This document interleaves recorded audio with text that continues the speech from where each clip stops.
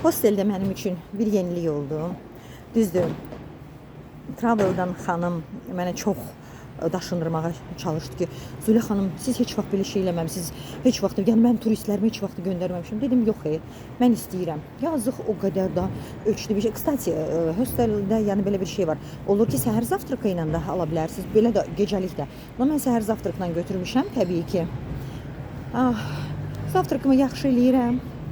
Taka uyutная atmosfera, belə insan belə xoş bir atmosferdir. Kstati, rus dillidirlər, Ukraynalılarlar əslində. Yəni rus dilində rahat общаться eləmək olur. Azərbaycanla biləndə vəbşə belə xoşlarına gəlir. Nəysə.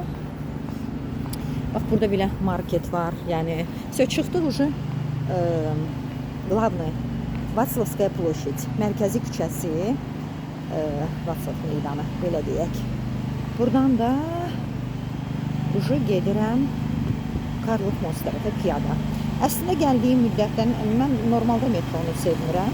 Nə metrodan, nə tramvaydan istifadə eləməmişəm. Çünki mənə lazım olan yerləri hamısı 1 kilometr, 2, maksimum 3 kilometrdir. Bu da ki, piyada getmək məncə daha, səsə bax, daha yaxşıdır.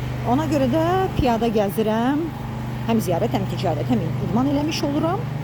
Belə yəni. Sonra nə deyəcəkdim? Sonra heç nə.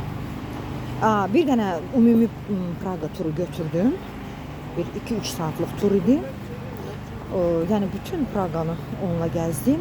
Lazım olan yerləri. Yəni ki, sırf Praqanın özünü də indi mən olduğum qədimi köhnə Praqada belə deyək, bu mərkəzin başqa bir yerləri, çox da yerləri. Praqa özü məndən 4 hissəlidir. Вот. И все. Gəzdim belə, ancaq tur avtobusu ilə.